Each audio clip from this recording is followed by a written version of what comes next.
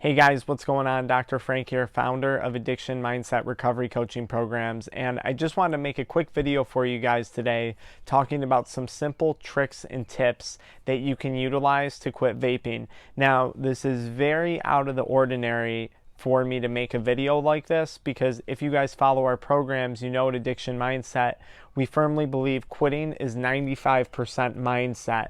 So a lot of these simple tips and tricks, although they might be helpful and they might buy you some temporary satisfaction or temporary, bouts of sobriety from nicotine, I don't know if they're good long-term solutions, but nonetheless, let's review some of them. So tip number one that I would have for you guys is chewing on sunflower seeds. This is a great way to kind of satisfy that oral fixation, which is a huge problem that a lot of people have when they go to quit vaping. So just simply chewing on sunflower seeds can go a really long way. They're salty, they come in a bunch of different flavors. It gives you something to do, especially when you're driving in the car. This was definitely something that I benefited from when I was trying to quit chewing tobacco. For those of you that are new to the channel, I've smoked cigarettes, I vaped, I chewed tobacco. I was the definition of a poly-nicotine addict. I did all of it. So sunflower seeds, great option. Another option to help with the oral fixation would be the shredded beef jerky tins. I don't know if you guys have ever seen the Jack Link's shredded beef jerky tins. I put some links below in the description of the video for all these things too, so if you're curious, check it out. You can take some of the shredded beef jerky and you can pack it in your lip like you would a dip of chewing tobacco, and you can swallow it or you can spit, whatever you want to do, but that's another great way to satisfy that oral fixation that people often have when they're trying to quit vaping. Another option is gum.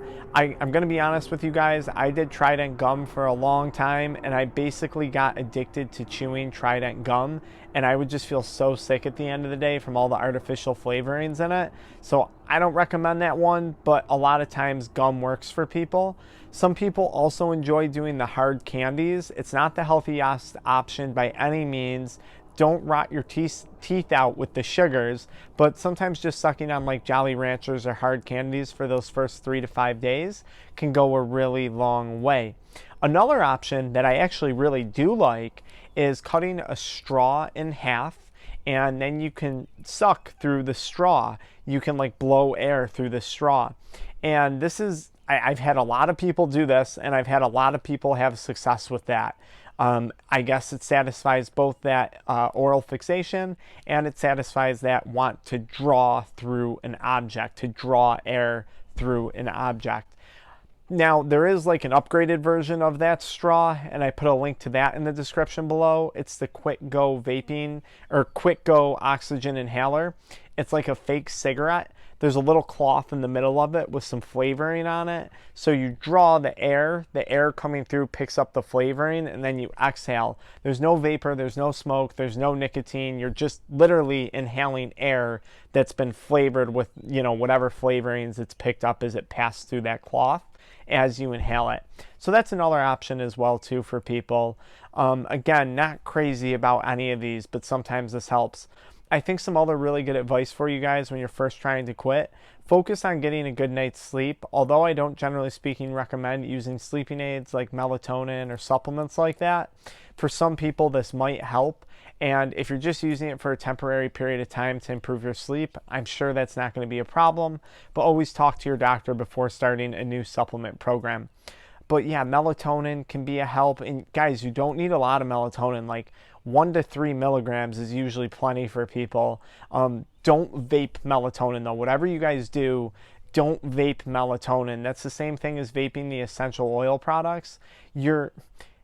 That's too similar. It's too similar. When you just try and replace your vape device with like a melatonin diffuser, with an essential oil diffuser, you're tricking your brain into thinking that you're making a sacrifice, that you're giving something up.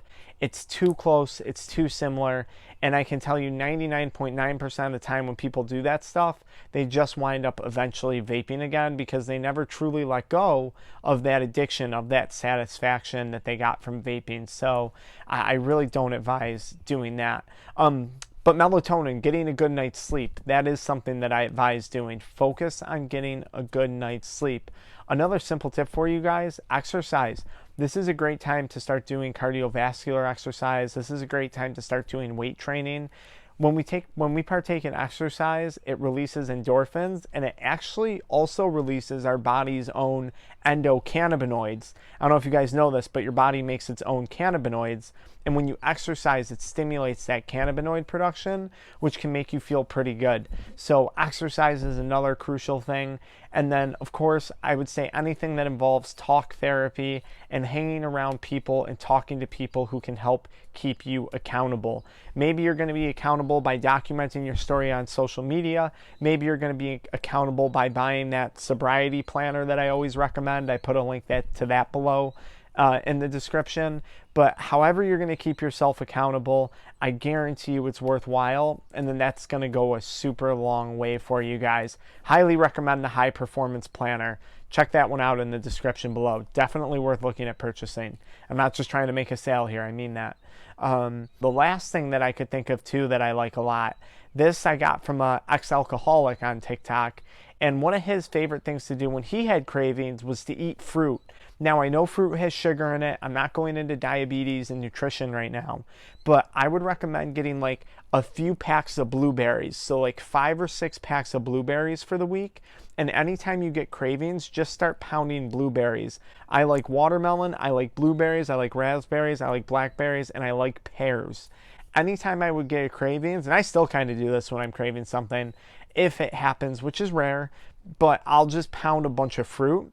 And honestly, it feels so refreshing, and it just feels so good.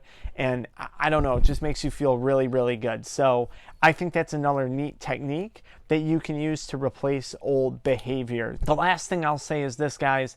I don't usually recommend people using Nicorette gum or nicotine patches. You guys can do this, but I don't want you to get caught up on thinking of all these little simple tips and tricks, because the reality is addiction is complex. What addiction does to your brain, how it hijacks dopamine, how it takes advantage of you is a complex thing. So I think when we focus on little things like this, we're underselling the importance of working on someone's mindset and someone's mental state so they're prepared to maintain a long-term sobriety and recovery plan.